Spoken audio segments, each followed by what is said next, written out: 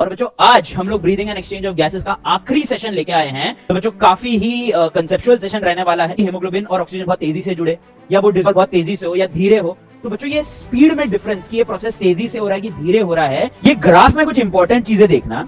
तो लेफ्ट की तरफ शिफ्ट हो गया तो बच्चों 50% सैचुरेशन तो अभी हमें बहुत जल्दी मिल जा रहा है बच्चों। तो याद रखना ये सबसे इंपॉर्टेंट फैक्टर है। यहाँ पे 4-5 फैक्टर नहीं है बच्चों, सबसे ज्यादा डिपेंड करता है पार्शियल प्रेशर ऑफ O2। ज्यादा बहुत बड़ा रोल O2 का यहाँ पे नहीं है बच्चों।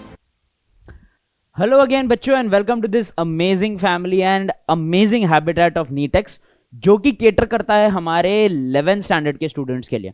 बच्चों यहीं पे हम लोग ने आपका 11th school revision series start किया था, जहां पे आपके स्कूल के एग्जाम्स और साथ के साथ अगर आप कॉम्पिटिटिव एग्जाम्स दे रहे हैं जैसे कि नीट का एग्जाम, हम आपके 11th का बिल्कुल कोर कंसेप्ट्स को क्लियर करने की कोशिश कर रहे हैं, राइट। और बच्चों मैं हूं आपका जूलॉजी मास्टर टीचर वेंकी सर। और बच्चों आज हम लोग breathing and exchange of gases का आखिरी सेशन लेके आए हैं, जहां पे बच्चों हम लोग हमारे जो रिमेनिंग टॉपिक्स है उसको कवर करने वाले हैं, ठीक है। तो बच्चों काफी ही कंसेप्चुअल सेशन रहने वाला है, ठीक है। बहुत ज्यादा टॉपिक्स के डेप्थ में नहीं जाना है हम लोग को, लेकिन इतना जरूर देखना है कि यहाँ पे क्या क्या की कंसेप्ट्स इन्वॉल्व होंगे बच्चों, ठीक है। अगर आप लोग घर बैठे बैठे ये चैप्टर बच्चों मेरे साथ पढ़ रहे हो तो बच्चों याद रखना आपको अपने एनसीईआरटी की किताब भी साथ में रखनी है। अगर आपके नोट्स बने हुए हैं बच्चों तो वहां पे आपको कुछ नया समझ में आ रहा है तो उस नोट्स में ऐड करना है। और अगर बच्चों आपके नोट्स नहीं बने हैं तो इस सेशन और मेरे स्लाइड्स की मदद से आप अपने नोट्स भी प्रिपेयर कर सकते हैं बच्चों। यहाँ पे एनसीईआरटी के सारे लाइंस कवर्ड रहेंगे, ठीक है। ऑलराइट, चलिए बच्चों, तो हमारे डॉकेट में आज 3 टॉपिक्स है: transport of oxygen and carbon dioxide, regulation of breathing and respiratory disorders. ऐसे 3 टॉपिक्स है बच्चों, ठीक है। तीनों कवर करने की कोशिश करेंगे ही बच्चों हम लोग, ये हमारा आखिरी सेशन होगा, ठीक है। तो ट्रांसपोर्ट ऑफ कार्बन डाइऑक्साइड और ऑक्सीजन से हम लोग शुरुआत करते हैं बच्चों। यहां पे हमारे पास 3 टॉपिक्स है: transport of oxygen, oxygen haemoglobin dissociation curve और ट्रांसपोर्ट ऑफ कार्बन डाइऑक्साइड के बारे में देखेंगे। Alright, so let us start with the first one which is the transportation of oxygen. बच्चों हम लोग ने रेस्पिरेशन के स्टेप्स देखे थे। पहला स्टेप था breathing which consisted of inspiration and expiration. Last session में बच्चों मैंने काफी डिटेल में इंस्पिरेशन और एक्सपिरेशन कैसे परफॉर्म किए जाते हैं, उनका मैकेनिज्म क्या है, ये कवर किया था। आज के सेशन में बच्चों हम लोग और आखिरी और रेस्पिरेशन के स्टेप्स में आगे बढ़ने वाले हैं। जी हां बच्चों, और लास्ट सेशन में हम लोगों ने एक्सचेंज वाले पार्ट को भी कवर कर लिया था, जहां पे हमने देखा था कि गैसेस कैसे एक्सचेंज होते हैं एल्वियोलाई और ब्लड के बीच में, और ये भी देख लिया था बच्चों कि गैसेस कैसे एक्सचेंज होते हैं ब्लड और टिश्यूज के बीच में। तो we have covered actually total 3 steps, ठीक है। टोटल 5 स्टेप थे: ब्रीदिंग, एक्सटर्नल रेस्पिरेशन जहां पे एल्वियोलाई और ब्लड के बीच में गैसेस एक्सचेंज था, transportation of gases, internal respiration जहां पे ब्लड और टिश्यू ने एक्सचेंज किया था, और last but not the least cellular expiration. Cellular respiration हमें नहीं पढ़ना है, आपको दीपाली मैम पढ़ाएगी। तो 4 में से 3 टॉपिक हम लोग कवर कर चुके हैं बच्चों। एक्सेप्शन रह गया है सिर्फ और सिर्फ हमारा ट्रांसपोर्ट ऑफ गैसेस। तो बच्चों ट्रांसपोर्टेशन मैकेनिज्म जो है वो ब्लड के थ्रू होता है, ये तो हम सब जानते ही है, लेकिन O2 और CO2 कैसे हमारा ब्लड ट्रांसपोर्ट करता है इसमें थोड़े से डिफरेंसेस है। तो हम लोग स्टार्ट करते हैं बच्चों with the transportation of oxygen, ठीक है। सो ऑक्सीजन जो है वो ब्लड ही ट्रांसपोर्ट करेगा, लेकिन इसके 2 मेजर मैकेनिज्म है, ठीक है। So oxygen transported by blood by 2 major pathways, ठीक है। 2 मेजर पाथवेज है बच्चों, ठीक है। सॉरी, शुरू में हैंड राइटिंग थोड़ा खराब आएगा बच्चों, ठीक है। दिल्ली के ठंड में सुबह सुबह आने पे हाथ बिल्कुल नम हो जाते हैं, ठीक है। कोई दिक्कत नहीं बच्चों, धीरे धीरे हाथ खुल जाएंगे, ठीक है। और वैसे ही बच्चों आप लोग पढ़ते रहोगे तो धीरे धीरे आपका दिमाग भी खुल जाएगा, ठीक है। ऑलराइट, जो पहला मेथड है बच्चों that is by binding O2 with haemoglobin. O2 को किसके साथ बाइंड कर दिया बच्चों हम लोग ने? हीमोग्लोबिन के साथ बाइंड कर दिया। और क्या फॉर्म होगा बच्चों? To form oxyhaemoglobin. क्या फॉर्म हो जाएगा बच्चों? ऑक्सीहेमोग्लोबिन फॉर्म हो जाएगा, ठीक है। ऑलराइट, तो ऑक्सी HbO2 बुलाता है बच्चों। और इस प्रक्रिया से, इस मेथड से तकरीबन 97% ऑफ ऑक्सीजन इज ट्रांसपोर्टेड। ठीक है, इसके ऊपर और चर्चा करने से पहले हम लोग दूसरा मैकेनिज्म देख लेते हैं। दूसरा मैकेनिज्म क्या है बच्चों? Bye dissolving O2 in plasma of blood, plasma of blood. ठीक है, तो ये डिसॉल्व्ड स्टेट का ऑक्सीजन है। अब बच्चों मैं ये सवाल पूछना चाहता हूं कि क्या O2 पानी में डिसॉल्व हो सकता है? बिल्कुल हो सकता है बच्चों। O2 पानी में डिसॉल्व नहीं होता तो इतने सारे जो हमारे एक्वेटिक जानवर और प्लांट्स और ऑर्गेनिजम्स है वो तो जिंदा ही नहीं रह पाते हैं बच्चों, क्योंकि पानी में अगर O2 डिसॉल्व नहीं हो पाता तो इन लोगों को O2 नहीं मिलता, तो या फिर इनको कोई और रेस्पिरेटरी गैसेस की जरूरत या बच्चों कोई और चीज की जरूरत होती, या फिर बच्चों ये लोग जिंदा ही नहीं रहते, पानी में लाइफ पॉसिबल ही नहीं होता। लेकिन बच्चों लाइफ तो पानी में ही ओरिजिनेट हुआ है, और इस रीजन के कारण याद रखना O2 can dissolve into water. CO2 जितना तेजी से नहीं, लेकिन इट कैन बी डिसॉल्व। ठीक है, सॉल्युबिलिटी है बच्चों O2 का। और एक चीज याद रखना बच्चों, O2 का सॉल्युबिलिटी पानी में रहने के कारण हमारे प्लाज्मा में तो मेजरली वाटर ही प्रेजेंट है। 90 to 92% of our plasma is water. तो बच्चों ये जो O2 है ये पानी प्रेजेंट इन द प्लाज्मा में भी डिसॉल्व हो सकता है। बहुत ज्यादा नहीं होता बच्चों, because this process is relatively slow. अपने पास कुछ और है जो काफी फास्ट बाइंड करता है ऑक्सीजन के साथ, इसलिए तकरीबन ओनली 2 to 3%, ठीक है, of O2 is transported in dissolved state. अब अगर बच्चों मैं बात करूं ऑक्सी हेमोग्लोबिन की, तो that is nothing but the binding of haemoglobin with oxygen. ठीक है, सो बच्चों हीमोग्लोबिन जो है, haemoglobin is an iron containing respiratory pigment. कैसा पिगमेंट है बच्चों? ये रेस्पिरेटरी पिगमेंट है, और इनके पास एक आयरन सेंटर होता है बच्चों जिसको अपन लोग हीम सेंटर बुलाते हैं। ये एक क्वाटरनरी प्रोटीन होता है बच्चों, ठीक है, ग्लोबिन प्रोटीन, और साथ ही साथ एक सेंटर होता है जिसको अपन लोग हीम सेंटर बुलाते हैं। ये हीम सेंटर में आयरन जो है अपने ऑक्सीडेशन स्टेट को +2 और +3 में शिफ्ट करते करते ऑक्सीजन को पकड़ता है या छोड़ देता है। ठीक है, so it switches its oxidation state ताकि बच्चों ये ऑक्सीजन के साथ जुड़ पाए, और ऑक्सीजन बाइंड करता है टू दी हीम सेंटर। तो बच्चों ऐसे हमारे एक मॉलिक्यूल ऑफ हेमोग्लोबिन के पास 4 हीम सेंटर है, तो कितने मॉलिक्यूल्स ऑफ O2 कैरी कर सकता है बच्चों? हेमोग्लोबिन कैरी कर सकता है at a time 4 molecules of O2। ठीक है, so each molecule of haemoglobin can carry up to 4 molecules of O2। ठीक है, 4 मॉलिक्यूल्स ऑफ O2 जो है हमारा एक मॉलिक्यूल ऑफ हेमोग्लोबिन कैरी कर सकता है। अब बच्चों सवाल ये उठता है कि पहली बात है, ऐसे कौन से फैक्टर्स है जिसके कारण O2 या फिर प्लाज्मा में डिसॉल्व होगा या फिर बच्चों अपने हेमोग्लोबिन के साथ जुड़ेगा? क्योंकि ऐसा हो सकता है ना बच्चों कि हेमोग्लोबिन और ऑक्सीजन बहुत तेजी से जुड़े, या वो डिसॉल्व बहुत तेजी से हो या धीरे हो।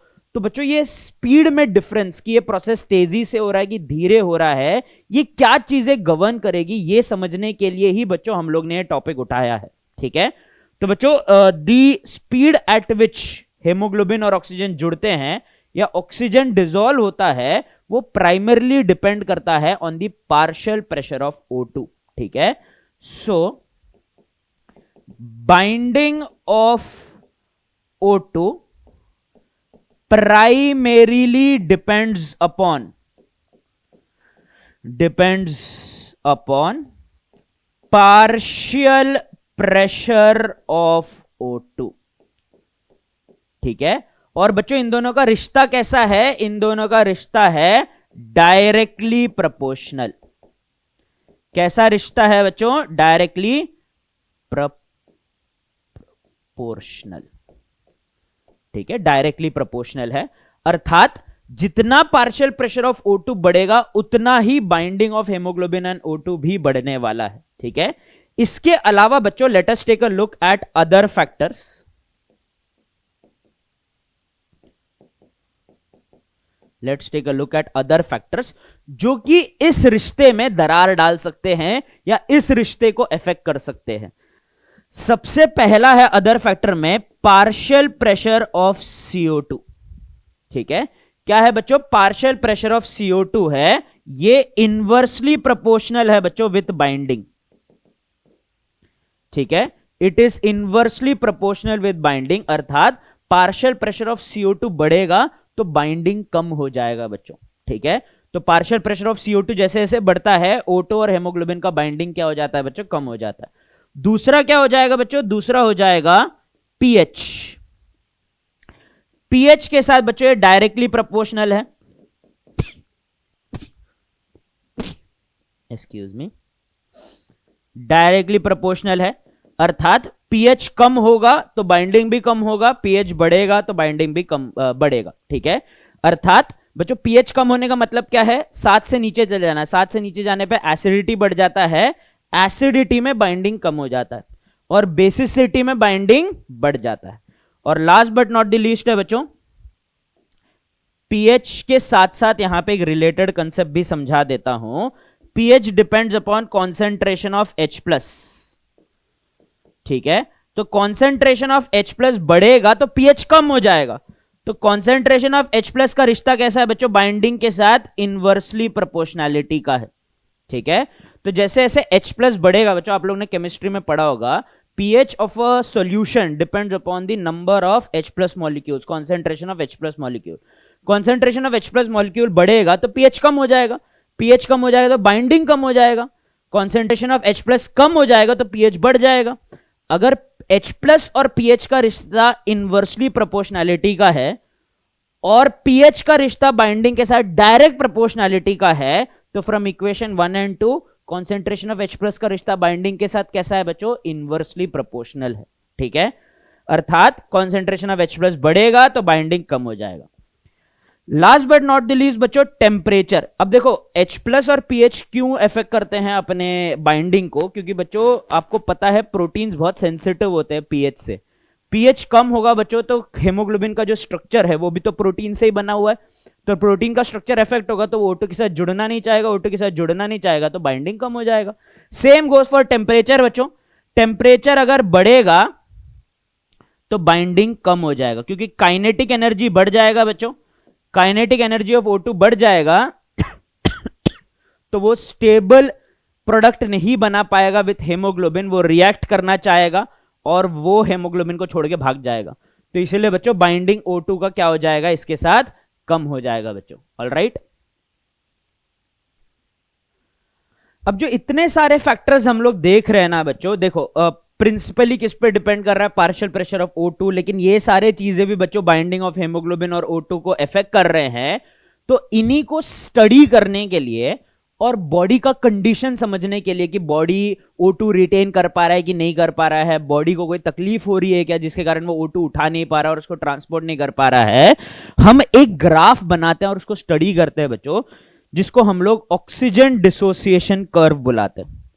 ठीक है, क्या बुलाएंगे बच्चों? हम लोग इसको ऑक्सीजन डिसोसिएशन कर्व बुलाएंगे, जो आपके एनसीईआरटी में भी दिया हुआ है। ठीक है, अब बच्चों ये कर्व क्या करता है? ये कर्व प्लॉट करता है हमारे पार्शियल प्रेशर ऑफ O2 को mm ऑफ Hg में, अर्थात यहां पे 20 mm of Hg, 40 mm of Hg, 60 mm of Hg, 80 mm of Hg, 100 mm of Hg। X axis पे हमने पार्शियल प्रेशर ऑफ ऑक्सीजन क्यों लिया है बच्चों? क्योंकि प्राइमरीली O2 और हेमोग्लोबिन का बाइंडिंग किस पे डिपेंड करता है? पार्शियल प्रेशर ऑफ ऑक्सीजन पे डिपेंड करता है। और दूसरी बात बच्चों, दूसरे साइड हम लोग ने सैचुरेशन पकड़ा है। सैचुरेशन का मतलब मैंने बताया था एक हेमोग्लोबिन 4 मॉलिक्यूल्स ऑफ O2 को जुड़ सकता है। ठीक है, तो अगर बच्चों हम लोग पर 100 ml ऑफ ब्लड ले लें और ये देखना चाहें कि एवरी हेमोग्लोबिन के साथ कितना ऑक्सीजन जुड़ा हुआ है इन परसेंटेज। फॉर एग्जाम्पल बच्चों, हमारे पास अगर 10 हेमोग्लोबिन है तो अगर एक 4 के साथ जुड़ सकता है तो टोटल कितने ऑक्सीजन बाइंड कर सकते हैं? 10 हेमोग्लोबिन 40। ठीक है, और बच्चों अगर समझ लो मैंने देखा कि 40 के 40 O2 जुड़े हुए हैं तो सैचुरेशन कितना हो गया? 100% हो गया। 40 जुड़ सकता था, 40 जुड़े हुए, कितना हो गया? 100%। ठीक है, तो ऐसे ही बच्चों अगर समझ लो मेरे को 30 मिला, 30 ऑक्सीजन जुड़े हुए हैं, 40 जुड़ सकते हैं तो कितना परसेंटेज हो गया? 80% सैचुरेशन हो गया। तो वैसे ही बच्चों अपन लोग परसेंटेज सैचुरेशन, कि अगर हमारे पास इतना 100 ml ऑफ ब्लड है, उसमें इतना हेमोग्लोबिन है, तो उनके साथ कितना ऑक्सीजन जुड़े हुए हैं, ऐसा हम लोग एक ग्राफ प्लॉट करते हैं। ठीक है, ये ग्राफ में कुछ इंपॉर्टेंट चीजें देखना।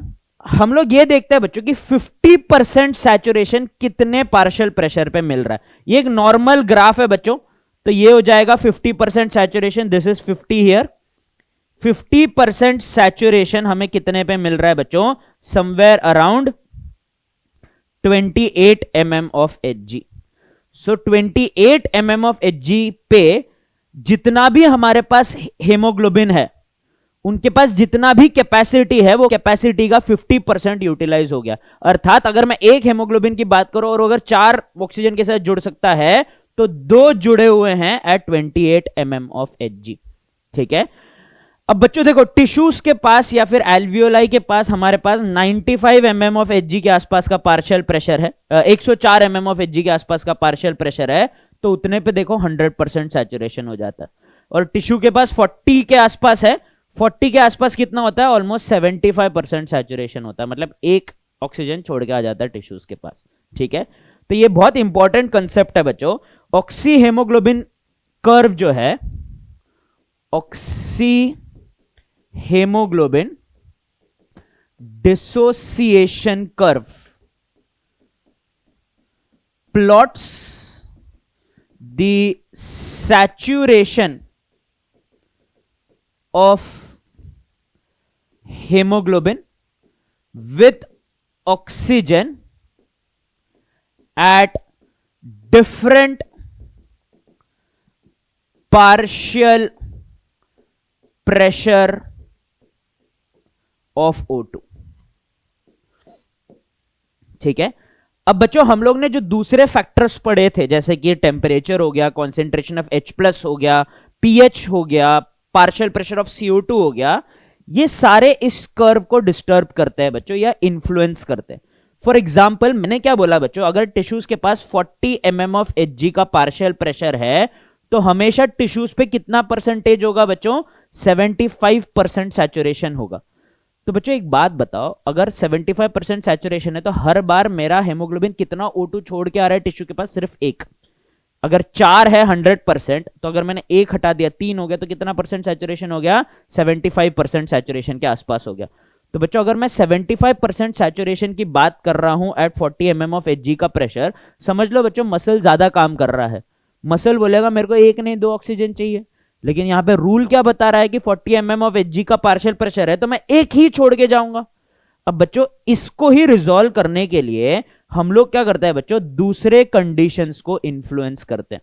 ठीक है, दूसरे कंडीशंस को इन्फ्लुएंस करने का मतलब है कि अगर एक टिश्यू बहुत ज्यादा काम कर रहा है बच्चों, तो उसका टेम्परेचर बढ़ जाएगा। जैसे आप लोग बहुत खेलते कूदते हो, तो बच्चों मसल्स कैसे गर्म हो जाते हैं, टेम्परेचर बढ़ेगा, तो बच्चों अभी ऑक्सीजन और हेमोग्लोबिन का बाइंडिंग कम हो जाएगा। इसके साथ साथ बच्चों जो कि मसल बहुत ज्यादा काम करते हो, लैक्टिक एसिड वगैरह बनाते हैं, तो बच्चों क्या होना स्टार्ट हो जाता है, एसिडिक एनवायरनमेंट होना स्टार्ट हो जाता है। साथ ही साथ बच्चों मसल्स जो ज्यादा काम करेंगे वो CO2 भी ज्यादा रिलीज करेंगे, तो पार्शियल प्रेशर ऑफ CO2 बढ़ जाएगा।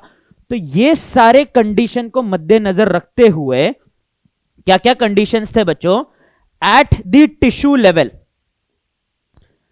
एट द टिश्यू लेवल क्या क्या होने वाला है बच्चों। सबसे पहला तो PO2 डिक्रीज हो जाएगा। ठीक है, PO2 जो है वो क्या हो जाएगा बच्चों, कम हो जाएगा। पार्शियल प्रेशर ऑफ CO2 जो है वो बढ़ जाएगा। ठीक है, टेम्परेचर जो है बच्चों वो बढ़ जाएगा। ठीक है, और साथ ही साथ बच्चों कॉन्सेंट्रेशन ऑफ H+ जो है वो बढ़ जाएगा।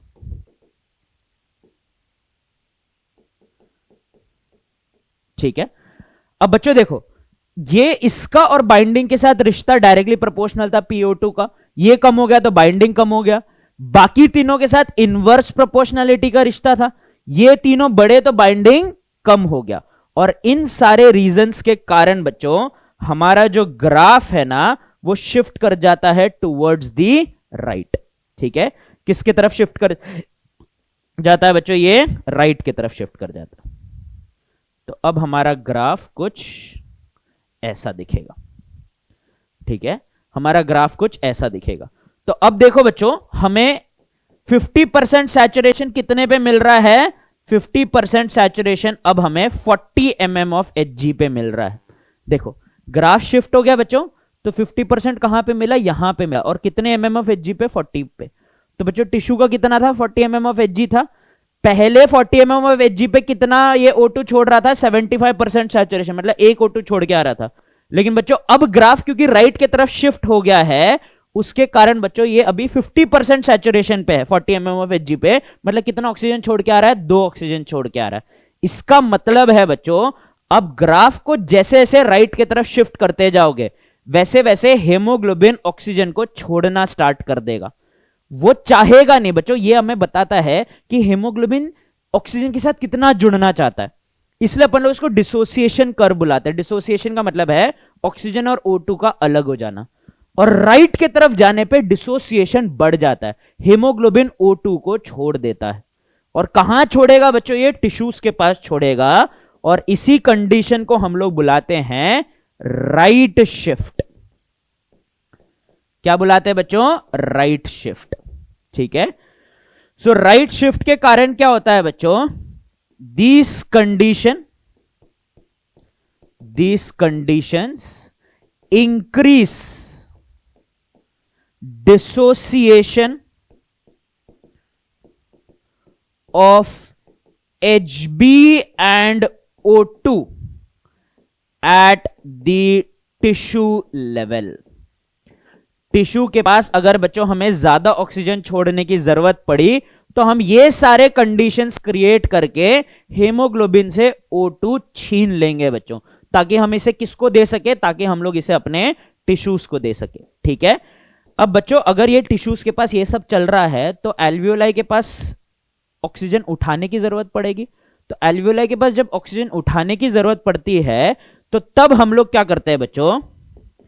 At the alveoli level. ठीक है, एल्वियोलर लेवल पे क्या होता है बच्चों? एल्वियोलर लेवल पे ऑक्सीजन डिफ्यूज होके अंदर आ रहा है। ऑक्सीजन डिफ्यूज होके अंदर आ रहा है, तो पार्शियल प्रेशर ऑफ O2 बढ़ जाएगा। CO2 डिफ्यूज होके बाहर जा रहा है, तो पार्शियल प्रेशर ऑफ CO2 कम हो जाएगा। ठीक है, इसके साथ साथ बच्चों रेस्पिरेटरी सरफेस गीले होते हैं। गीले होने के कारण बच्चों जो टेम्परेचर ज्यादा, ब्लड का जो भी टेम्परेचर है वो अगर इंक्रीज होना चाहे, तो वाटर क्या करेगा? एक बच्चों टेम्परेचर बफर की तरह काम करेगा और बच्चों टेम्परेचर को मेंटेन करेगा, टेम्परेचर को बढ़ने नहीं देगा। तो टेम्परेचर भी यहां पे बढ़ा नहीं है बच्चों, यहां पे तो टेम्परेचर उल्टा कम हो जाएगा, क्योंकि थोड़े वाटर वेपर रिलीज हो जाएंगे। और साथ ही साथ बच्चों CO2 रिलीज होने के कारण कॉन्सेंट्रेशन ऑफ H+ भी कम हो जाएगा। तो एल्वियोलर लेवल पे क्या होगा बच्चों? यही ग्राफ शिफ्ट हो जाएगा लेफ्ट की तरफ। ठीक है, तो क्या करेंगे बच्चों? इस ग्राफ को हम लोग शिफ्ट कर देंगे टुवर्ड्स दी लेफ्ट।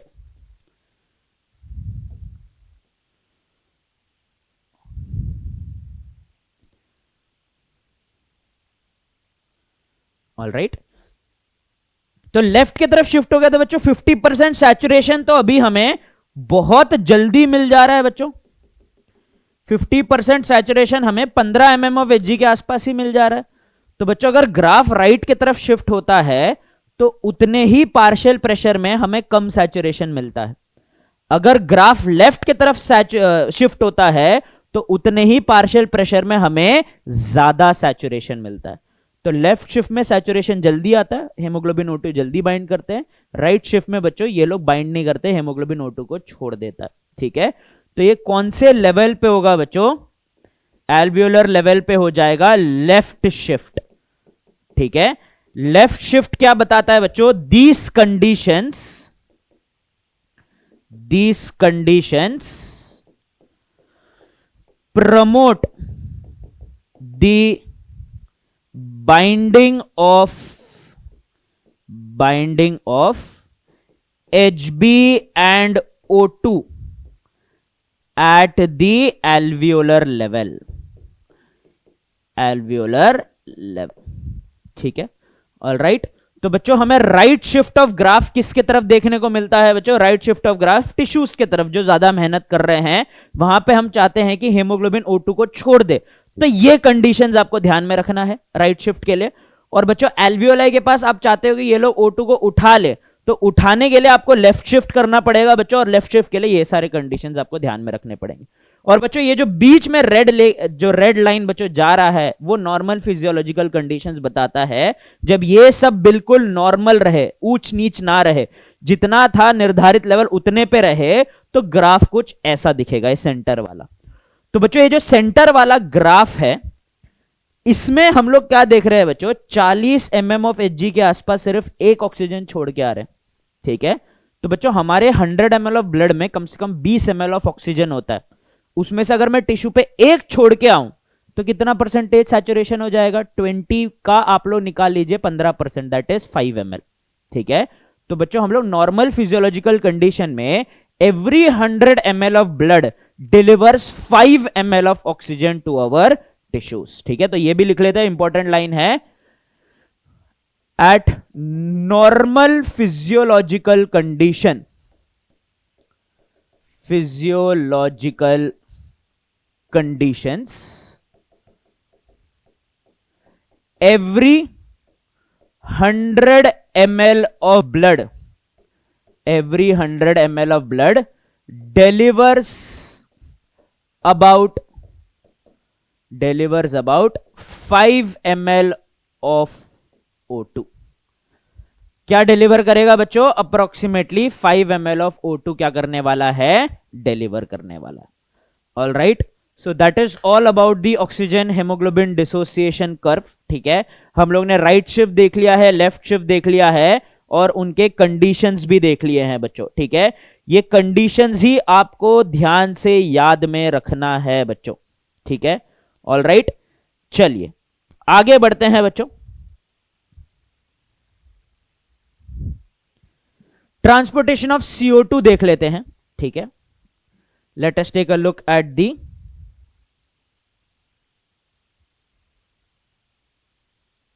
अरे एक सेकेंड,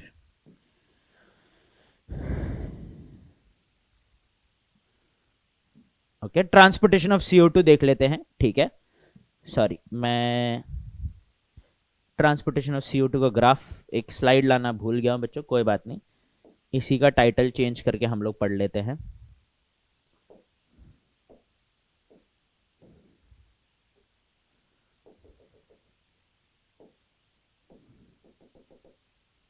ठीक है,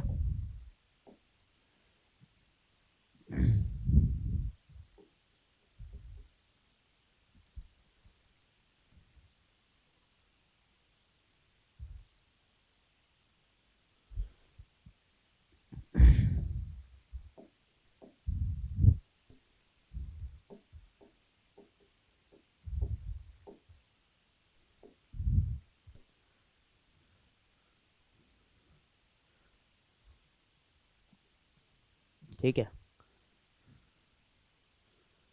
चलिए क्या डाल लें बच्चों हेडिंग? यहाँ पे हेडिंग हो जाएगा transport of carbon dioxide,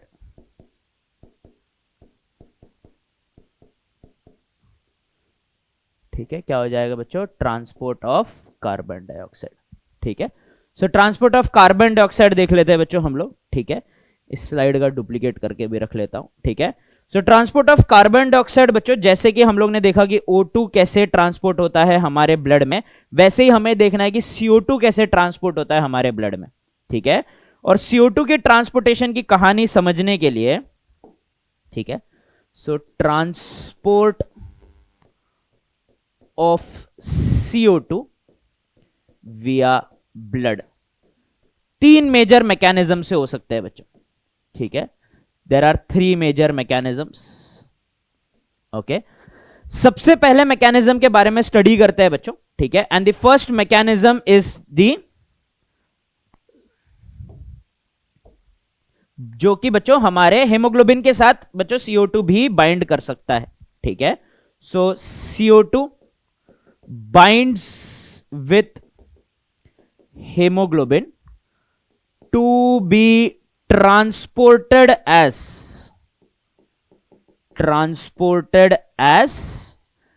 carb amino haemoglobin.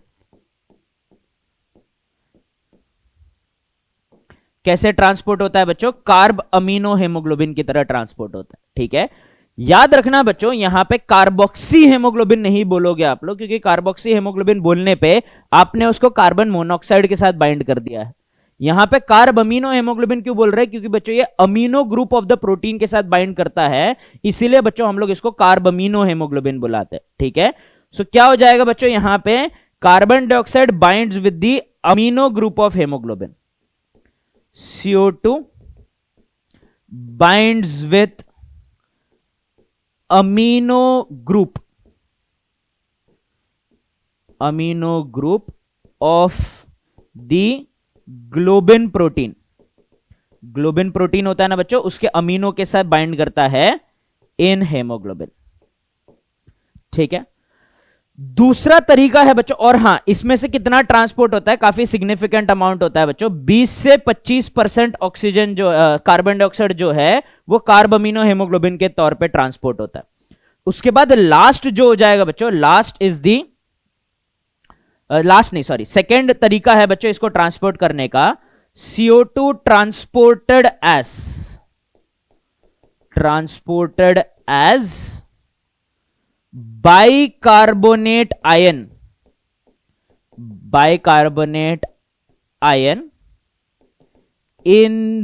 Bye the RBC. ठीक है, आरबीसी ना बच्चों इसको एक आयन के तौर पे भी ट्रांसपोर्ट कर सकता है, जिसको बाइकार्बोनेट आयन बुलाते हैं। ठीक है, ये बाइकार्बोनेट आयन के तौर पे कैसे ट्रांसपोर्ट होता है इसको बस मैं नेक्स्ट स्लाइड में समझाऊंगा बच्चों, लेकिन इससे काफी सिग्निफिकेंट अमाउंट होता है, that is approximately about 70% of CO2 is transported in this form. ठीक है, और बहुत ही कम परसेंटेज बच्चों CO2 transported in dissolved state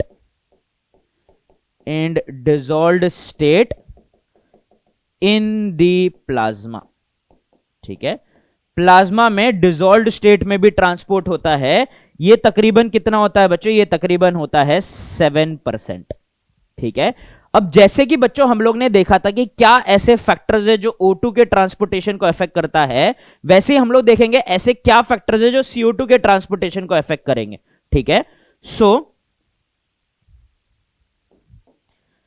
transport of CO2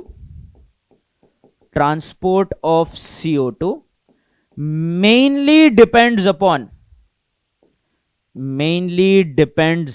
upon partial pressure of CO2, PCO2 के ऊपर डिपेंड करेगा। ठीक है, बट याद रखना,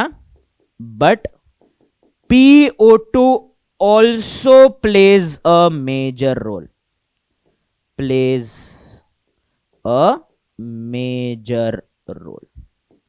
बच्चों। PCO2 डायरेक्ट प्रोपोर्शनैलिटी, जितना ज्यादा पार्शियल प्रेशर ऑफ CO2 उतना ज्यादा ट्रांसपोर्टेशन ऑफ CO2 बढ़ जाएगा।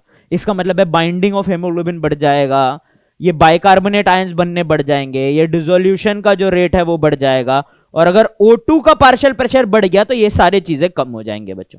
ठीक है, तो याद रखना ये सबसे इंपॉर्टेंट फैक्टर है। यहां पे 4-5 फैक्टर नहीं है बच्चों, सबसे ज्यादा डिपेंड करता है पार्शियल प्रेशर ऑफ O2 और पार्शियल प्रेशर ऑफ CO2 के ऊपर। ठीक है, तो ये हो जाएगा बच्चों हमारा ट्रांसपोर्ट ऑफ CO2 के तरीके। अब हम लोग पढ़ लेते हैं ये बाइकार्बोनेट आयन कैसे बनता है। अब बच्चों एट द टिश्यू लेवल होता क्या है? एट टिश्यू लेवल, ठीक है, पार्शियल प्रेशर ऑफ CO2 काफी हाई होता है। ठीक है, और पार्शियल प्रेशर ऑफ O2 बहुत ही कम होता है। ठीक है, इस रीजन के कारण क्या होता है बच्चों, CO2 डिफ्यूज हो जाता है, CO2 diffuses into the plasma, और प्लाज्मा के साथ साथ बच्चों ये आरबीसी के अंदर भी डिफ्यूज हो जाता है। ठीक है, और जब ये प्लाज्मा और आरबीसी में पहुंचता है ना बच्चों, वहां पे बहुत सारा पानी होता है, ठीक है। पानी होने के कारण बच्चों CO2 कंबाइन हो जाएगा with water to form carbonic acid and bicarbonate ion, ठीक है। तो इसके कारण क्या हो जाएगा बच्चों, CO2 in plasma and RBC combines with water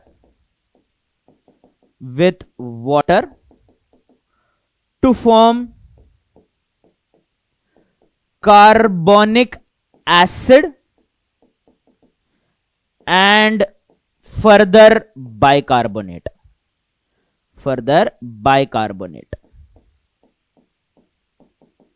ठीक है, फर्दर बाइकार्बोनेट बनाएगा, ठीक है। अब बच्चों ये प्रक्रिया कैसे होने वाली है, इसका एक रिएक्शन देख लेते हैं बच्चों। हमारे पास है CO2, इसके साथ जुड़ जाएगा बच्चों H2O। जब ये H2O के साथ जुड़ जाएगा ना बच्चों, तो ये बनाएगा carbonic acid which is H2CO3, ठीक है। और ये H2CO3 स्प्लिट हो जाएगा बच्चों into HCO3 minus plus H plus, ठीक है। इसमें कन्वर्ट हो जाएगा बच्चों ये, ठीक है। किस में कन्वर्ट हो जाएगा, इसमें कन्वर्ट हो जाएगा, ठीक है।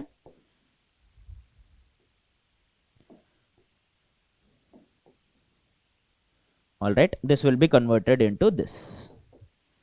तो CO2 और H2O जुड़े, H2CO3 बने जो स्प्लिट हो गया HCO3 माइनस H प्लस में, और ये HCO3 माइनस के फॉर्म में ही बच्चों ये ट्रांसपोर्ट होगा।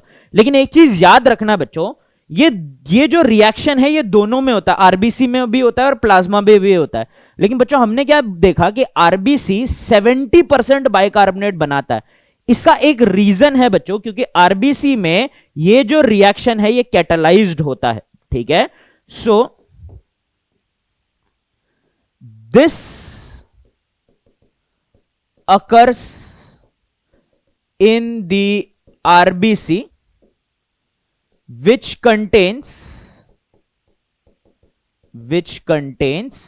high concentration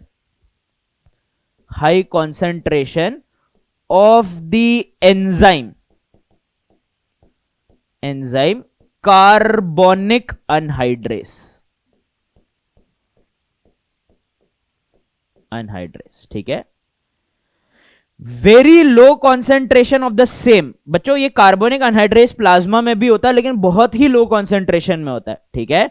so very low concentration of the same is present in plasma,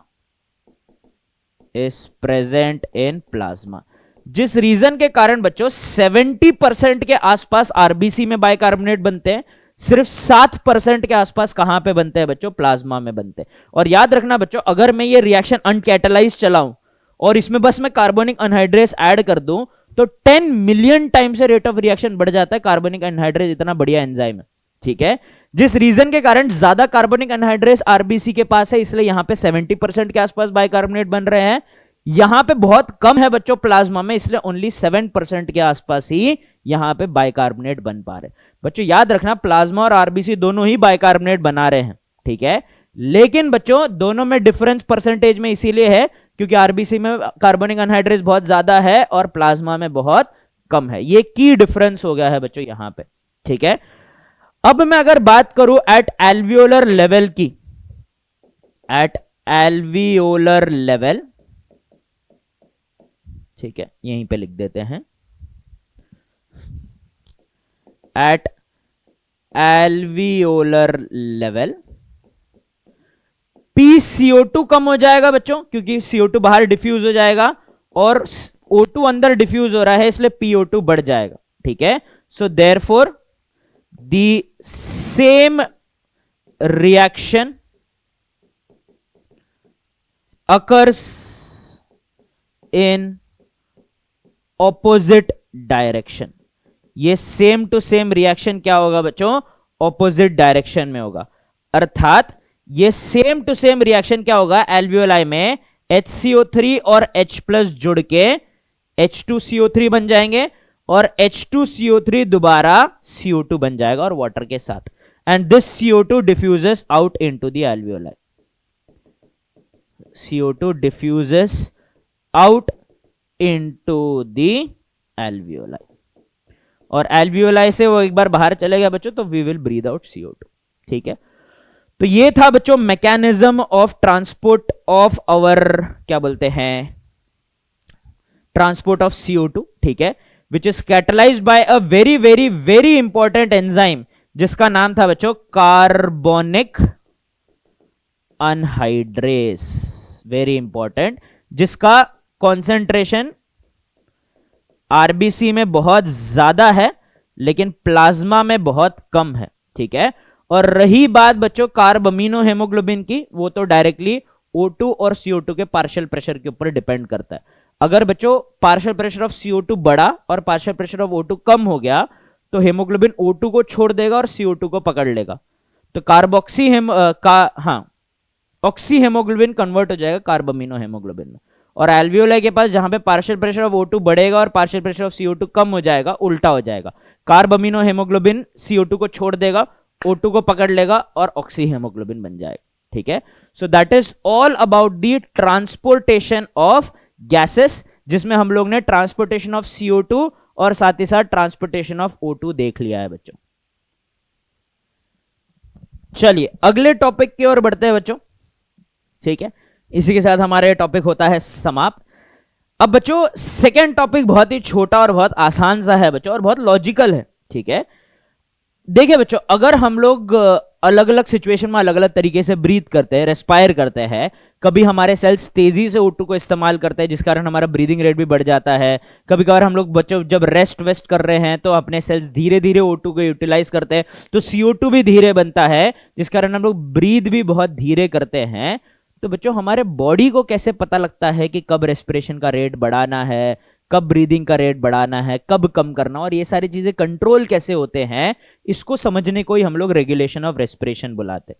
ठीक है, अब बच्चों regulation of respiration majorly neural होता है लेकिन केमिकल सिस्टम्स भी इसमें रोल प्ले करते हैं। ठीक है, so regulation of breathing and respiration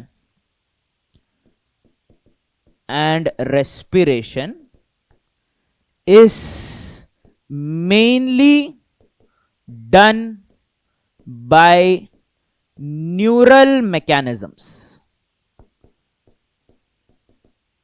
ठीक है, हमारे ब्रेन में स्पेशल सेंटर्स होते हैं बच्चों जो हमारे ब्रीदिंग के रेट और रेस्पिरेशन को कंट्रोल करते हैं। ठीक है, so special centers in the brain regulate breathing।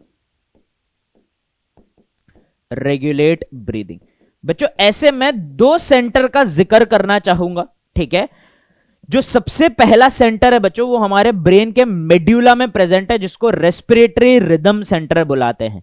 ये हमारा नॉर्मल इंस्पिरेशन और एक्सपिरेशन को कंट्रोल करते हैं, एक्सपिरेशन तो पैसिव प्रोसेस है। ठीक है, so in medulla respiratory rhythm centres are present. Respiratory rhythm centres are present. ये जो रेस्पिरेटरी रिदम सेंटर्स है ना बच्चों, ये मेजरली हमारे नॉर्मल ब्रीदिंग को क्या करते हैं, नॉर्मल ब्रीदिंग को ये लोग रेगुलेट करते हैं। ठीक है, और बच्चों याद रखना ये हमारे प्राइमरी सेंटर्स है फॉर रेगुलेशन।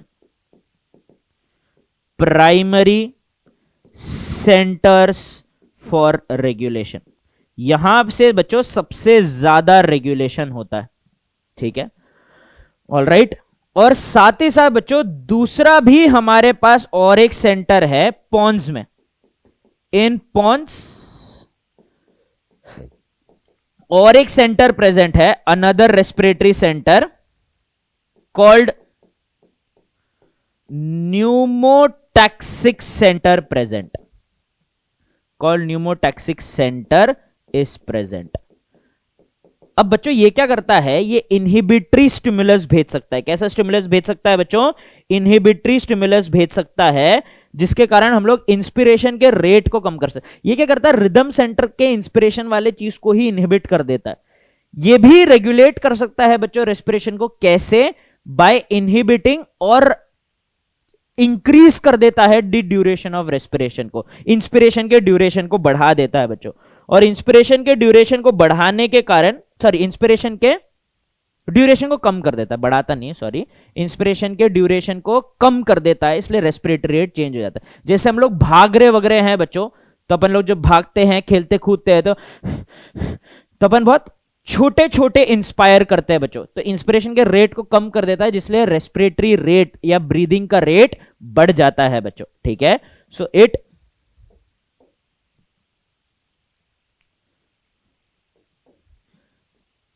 regulates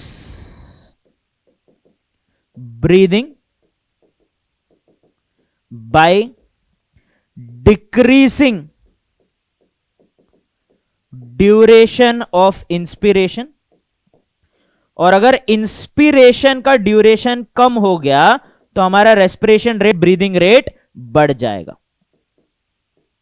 हमारा ब्रीदिंग रेट क्या हो जाएगा बच्चों, इन्फ्लुएंस हो जाएगा, बढ़ जाएगा, हम बहुत तेजी से ब्रीथ करना स्टार्ट करेंगे। ठीक है, तो बच्चों ये वो सेंटर्स है हमारे ब्रेन के, एक बार देख लीजिएगा बच्चों। ठीक है, सो ये क्या करते हैं, यही हमारे रेस्पिरेशन के रेट को चेंज करते हैं, कंट्रोल करते हैं, सब कुछ करते हैं। अब सवाल ये उठता है बच्चों, इनको चेंज करने के लिए इन्हें कोई इंफॉर्मेशन तो चाहिए बच्चों, कोई चुगली करेगा तभी तो कुछ होगा।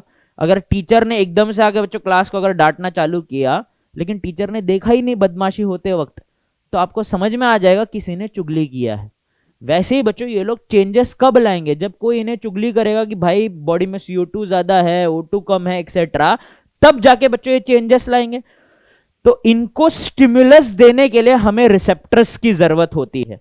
ठीक है, और इन्हें स्टिमुलस कौन कौन देता है वो हम लोग समझ लेते हैं बच्चों। So chemoreceptors and areas signal the brain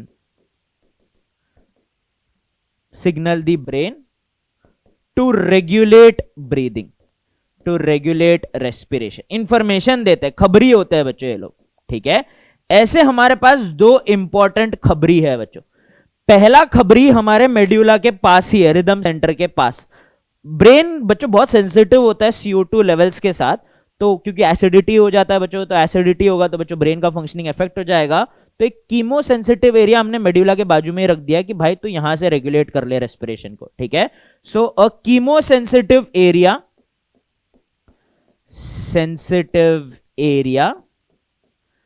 present next to the rhythm center is sensitive to CO2 and H+ levels। अगर CO2 या H+ लेवल्स बढ़ गए बच्चों तो ब्लड का एसिडिटी बढ़ जाता है। तो बच्चों याद रखना, हमारे जो रिसेप्टर्स होते हैं वो गैसेस को डायरेक्टली डिटेक्ट नहीं कर सकते हैं कि O2 का मॉलिक्यूल ज्यादा है कि CO2 का मॉलिक्यूल ज्यादा है, ये डिटेक्ट नहीं कर सकते क्योंकि यूजुअली ये बाउंड या डिसॉल्व स्टेट में होते हैं। लेकिन इनके कारण कोई फिजियोलॉजिकल चेंज आएगा। फॉर एग्जांपल CO2 का फिजियोलॉजिकल चेंज काफी क्लियरली विजिबल है। अगर CO2 बढ़ेगा तो बच्चों बाइकार्बोनेट बनेगा, बाइकार्बोनेट बनते वक्त HCO3- प्लस H+ बनता है। ये H+ के कारण बच्चों एसिडिटी बढ़ जाता है। अब हमारा रिसेप्टर एसिडिटी को डिटेक्ट कर सकता है, तो वो 2+2 करके पता लगा लेता है कि अगर एसिडिटी बढ़ रहा है तो CO2 और H+ के लेवल बढ़ रहे हैं। CO2 और H+ के लेवल बढ़ रहे हैं, चलो जल्दी जल्दी एक्सपिरेशन करो, इंस्पिरेशन का ड्यूरेशन भले ही कम हो जाए, ज्यादा सांस बाहर छोड़ो। तो आप ज्यादा एक्सेल करते हो बच्चों, ज्यादा CO2 को बाहर निकालने की कोशिश करते हो। तो ये इस इंफॉर्मेशन को जैसे ही हमारे इन सेंटर्स को देता है, ये सेंटर्स रेस्पिरेशन के रेट में चेंजेस ले आते हैं। ठीक है, दूसरा सेंटर्स है बच्चों chemoreceptors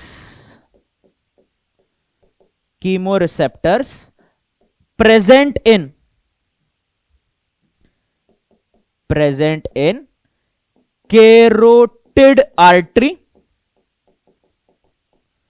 and aortic arch। Are also sensitive to CO2 and H plus levels.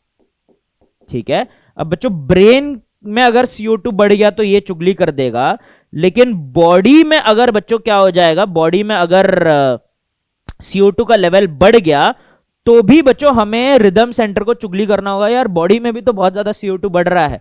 अब बच्चों कैरोटिड आर्टरी एक ऑक्सीजनेटेड ब्लड कैरी करता है यहां से और यहां से जाता है बच्चों अपने ब्रेन की तरफ। ये जो दो आर्टरी है बच्चों जो नेक से होते हुए ब्रेन तक जाते हैं, इन्हें कैरोटिड आर्टरी बुलाते हैं। तो बच्चों अगर ऑक्सीजनेटेड ब्लड में CO2 का लेवल बढ़ रहा है, इसका मतलब है कि बॉडी में कुछ ज्यादा ही CO2 है। और एओर्टिक आर्च क्या है बच्चों, एओर्टा का जो हार्ट से निकलते हुए जो आर्च है उसको एओर्टिक आर्च बुलाते हैं। ये दोनों बच्चों क्या डिटेक्ट कर लेते हैं, CO2 और H प्लस का लेवल डिटेक्ट कर लेते हैं। जैसे ही इन्होंने CO2 और H प्लस का लेवल डिटेक्ट किया तो ये लोग ने तुरंत चुगली कर दिया बच्चों किसको, हमारे रेस्पिरेटरी रिदम सेंटर को। ठीक है, so they signal the rhythm centre to make necessary adjustments. Signals दोनों ही रेस्पिरेटरी रिदम सेंटर, RRC लिख रहा हूं, respiratory rhythm centre to make necessary adjustment. ठीक है, कि रेस्पिरेशन का रेट, इंस्पिरेशन का रेट बढ़ाना है, कम करना है, एक्सपिरेशन का रेट बढ़ाना है, कम करना है। ये सब कौन चुगली करता है इन सेंटर्स को, हमारे chemosensitive area around the medulla और साथ ही साथ कीमो रिसेप्टर जो मेनली पूरे बॉडी में प्रेजेंट है, लेकिन मेनली प्रेजेंट है कैरोटिड आर्टरी और एओर्टिक आर्च में।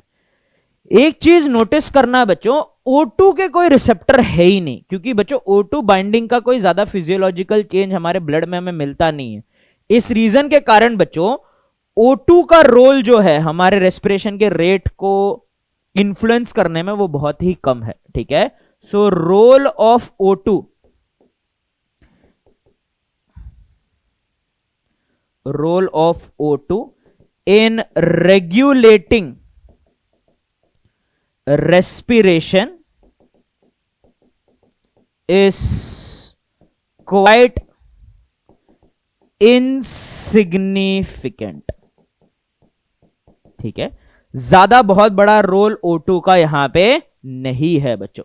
ठीक है, all right, so that is all about the regulation of respiration and regulation of breathing. देख लीजिए बच्चों एक बार। ठीक है, बढ़िया से एक फ्लो चार्ट के तौर पे हम लोग ने माइंड मैप के तौर पे बना लिया है। ये स्लाइड में बच्चों एनसीईआरटी का पूरा क्रक्स है, यही पढ़ के बच्चों आप लोग बिल्कुल रेगुलेशन ऑफ रेस्पिरेशन के बारे में समझ सकते हो, कंसेप्ट डेवलप कर सकते हो और साथ ही साथ अपने एग्जाम में बढ़िया कर सकते हो। ठीक है बच्चों, इस पॉइंट पे एक चीज मुझे याद आया। ठीक है, सॉरी थोड़ा पीछे लेके जा रहा हूं मैं आप लोगों को। यहां पे बच्चों CO2 के बारे में एक इंफॉर्मेशन में देना भूल गया कि जैसे हमने O2 के बारे में देखा था ना कि every 100 ml of blood delivers 5 ml of O2 to the tissue, वैसे every 100 ml of blood delivers 4 ml of CO2 to alveoli. ठीक है, 100 ml of oxygenated blood 5 ml of oxygen deliver करता है टिश्यू को और 100 ml of deoxygenated blood 4 ml of CO2 deliver करता है alveoli को। ठीक है, चलिए बढ़ते हैं बच्चों हमारे आखिरी टॉपिक की ओर। ठीक है, और हमारे आखिरी topic of this chapter is called as the disorders of the respiratory system. ठीक है, disorders of the respiratory system में हमें सिर्फ और सिर्फ 3 प्यारे प्यारे डिसऑर्डर पढ़ने हैं बच्चों, अस्थमा, एम्फोसीमा और ऑक्यूपेशनल रेस्पिरेटरी डिसऑर्डर्स। तो इन डिसऑर्डर्स को एक बार क्विकली कवर कर लेते हैं बच्चों। ठीक है, चलिए डिसऑर्डर्स की अगर मैं बात करूं बच्चों, डिसऑर्डर्स का मतलब क्या है, जब हमारे लंग्स को, हमारे रेस्पिरेटरी ऑर्गन्स को तकलीफ हो। सो डिसऑर्डर्स ऑफ रेस्पिरेटरी सिस्टम या रेस्पिरेशन देख लेते हैं। इसमें से सबसे कॉमन जिसके बारे में आपने सुना होगा उसका नाम है आयज्मा। ठीक है, टी साइलेंट होता है बच्चों, हम लोग यूजुअली अस्थमा प्रोनाउंस करते हैं, रियल प्रोनाउंसिएशन आयज्मा है। ठीक है, लेकिन बच्चों अस्थमा बोलना कोई बुरी बात नहीं, इसका मतलब ये नहीं है बच्चों कि आप बिल्कुल गवार हो। ठीक है, ये बहुत ज्यादा प्रोनाउंसिएशन के ऊपर ध्यान हम लोग कैसे दे, हमारी बच्चों फर्स्ट लैंग्वेज इंग्लिश नहीं है, ठीक है, लेकिन आपको रियल प्रोनाउंसिएशन ध्यान में जरूर रहना चाहिए। आपके बोलने में एकदम से अस्थमा निकलने से आपने बहुत बड़ा कुछ पाप नहीं किया है, लेकिन याद रखना रियल प्रोनाउंसिएशन कैसा होता है, आयजमा होता है बच्चों, ठीक है। सो आयजमा क्या होता है ना बच्चों, किसी भी रीजन के कारण, कोई जेनेटिक रीजन, लेकिन मेजरली होता है एलर्जी, कोई एलर्जन अपने बॉडी में आता है जिसके कारण ब्रोंकाई और ब्रोंकियोल्स में इन्फ्लेमेशन होता है।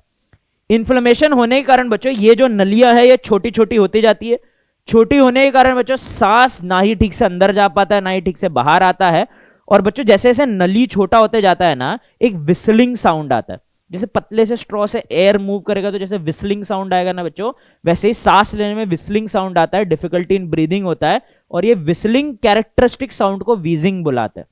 तो बच्चों जब सांस लेने में तकलीफ हो, ब्रोंकाई ब्रोंकियोल इन्फ्लेमेशन के कारण उनकी बच्चों लुमेन छोटे हो जाए, तो उसी को हम लोग अस्थमा बुलाते हैं, ठीक है। So the condition in which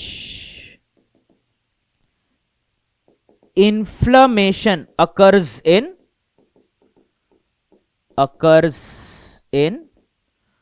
bronchi and bronchioles, ठीक है, causes wheezing and difficulty in breathing, सांस लेने में तकलीफ होगा बच्चों, इन ब्रीदिंग।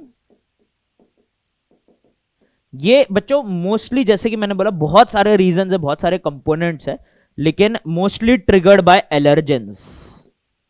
ये इन्फ्लेमेटरी रिएक्शन मोस्टली कौन ट्रिगर करता है, triggered by allergens, pollen, dust etcetera, ठीक है। तो ये हो जाएगा हमारा पहला डिसऑर्डर जिसका नाम था आयजमा। दूसरे डिसऑर्डर का नाम है बच्चों एम्फाइसीमा। क्या नाम है दूसरे डिसऑर्डर का, एम्फाइसीमा। एम्फाइसीमा जो होता है ना बच्चों, इट इज अ डिसऑर्डर जहां पे ना बच्चों लॉन्ग टर्म एक्सपोजर होता है टू पोल्यूटेंट्स और सर्टेन डैमेजिंग थिंग्स जो हमारे एल्वियोलाई के दीवार को खराब कर देते हैं। और क्योंकि बच्चों ये देखो, एक बार अगर मैंने बहुत ज्यादा पोल्यूटेड एयर या स्मोक इनहेल कर लिया, कोई मेरे आसपास सिगरेट स्मोक कर रहा है या फिर बच्चों कोई खुद सिगरेट स्मोक कर रहा है, तो वो स्मोक अगर हमारे एल्वियोलाई में जाता है तो ये उसके दीवार को डैमेज करता है। लेकिन याद रखना बच्चों ये एक बार में नहीं होने वाला है, धीरे धीरे पोल्यूटेड एयर को ब्रीथ करते करते एक ये जो छोटा छोटा डैमेज है जमा होते जा रहा है। तो बच्चों जो ऐसे लॉन्ग टर्म एक्सपोजर के कारण चीजें होती है ना, उन्हें क्रॉनिक डिसऑर्डर्स बुलाते हैं। तो एम्फाइसीमा क्या है बच्चों, क्रॉनिक डिसऑर्डर्स ऑफ लंग्स है, डिसऑर्डर्स ऑफ लंग्स, ठीक है। क्यों होता है बच्चों ये, alveolar wall gets damaged, flexibility खो देते हैं बच्चों, gets damaged, decreasing respiratory surface, ठीक है, रेस्पिरेटरी सरफेस कम हो जाता है। रेस्पिरेटरी सरफेस अगर कम होगा बच्चों तो गैसेस को ब्लड में डिफ्यूज होने में दिक्कत होगी और बॉडी को ऑक्सीजन की कमी हो जाएगी बच्चों, ठीक है। सो इसके कारण क्या हो जाता है, डिक्रीज ब्लड O2 लेवल, ठीक है। मेन कॉज क्या है बच्चों, mainly caused by cigarette smoking, ठीक है, इसलिए धूम्रपान बुरी बात होती है बच्चों, ठीक है। Mainly caused by cigarette smoking, all right, perfect. Last but not the least बच्चों होता है occupational respiratory disorder, occupational respiratory disorder. ये क्यों होता है, ये बच्चों सर्टेन लोग जो सर्टेन इंडस्ट्रीज में काम करते हैं, जैसे कि स्टोन ग्राइंडिंग वाला इंडस्ट्री है, ग्लास प्रोडक्शन वाला जो इंडस्ट्री है बच्चों, ठीक है, यहां पे ना बच्चों वो ग्लास कट होने के कारण या स्टोन्स या ब्रिक्स बनने के कारण, ईंट बनने वाली जगह, पत्थर जहां पे कटते हैं बच्चों, ऐसे जगहों पे ना बहुत फाइन पार्टिकल्स एयर में उड़ते हैं। जहां पे ये लोग काम करते हैं बच्चों, ऐसे वर्कर्स ये फाइन पार्टिकल्स को ना बच्चों इनहेल करते रहते हैं। तो हमारा लंग्स और बच्चों हमारा जो इम्यून सिस्टम है वो इसको ठीक से क्लियर नहीं कर पाता है। तो बच्चों ये हमारे लंग्स में जमा होते रहते हैं और इनके अराउंड बच्चों हमारा बॉडी क्या करता है, फाइबर बनाना स्टार्ट कर देता है, ताकि उन्हें लगता है कि ये कोई पैथोजन है, कहीं भाग ना जाए। तो लंग्स में कुछ ज्यादा ही फाइबर बन जाते हैं जिसको फाइब्रोसिस बुलाते हैं। लंग्स का इन्फ्लेमेशन होता है और सांस लेने में तकलीफ होती है। इसको अवॉइड करने का तरीका है बच्चों कि जो लोग ऐसे इंडस्ट्रीज में काम करते हैं उन्हें प्रॉपर प्रोटेक्टिव मास्क पहनने चाहिए जिससे कि वो लोग इससे बच सके। ठीक है, so long term exposure and inhalation of fine particles, dust particles कहां होता है बच्चों, एस्पेशली इन स्टोन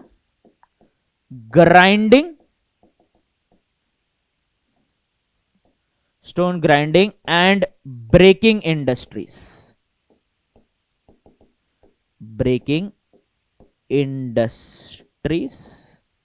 ठीक है, और साथ ही साथ बच्चों इसके कारण क्या होता है, लीड्स टू फाइब्रोसिस, मतलब हमारे लंग में फाइबर्स डिपॉजिट हो जाते हैं बच्चों, जिसके कारण लंग्स का बहुत ज्यादा इन्फ्लेमेशन होता है। Lead to fibrosis and inflammation of our lungs, inflammation of alveoli और ब्रोंकियोल्स। ठीक है, रेस्पिरेटरी ट्री बहुत ज्यादा डिफिकल्टी होता है बच्चों इसके कारण ब्रीदिंग में। काइंडा एम्फोसीमा के समान ही होता है, लॉन्ग टर्म एक्सपोजर के कारण ही होता है, लेकिन ये बहुत ज्यादा डैमेजिंग होता है क्योंकि बहुत ज्यादा फाइबर का अक्यूमुलेशन हो जाता है जिसको काइंडा ट्रीट करना बहुत ज्यादा मुश्किल हो जाता है बच्चों। ठीक है, सो वर्कर्स ऑफ सच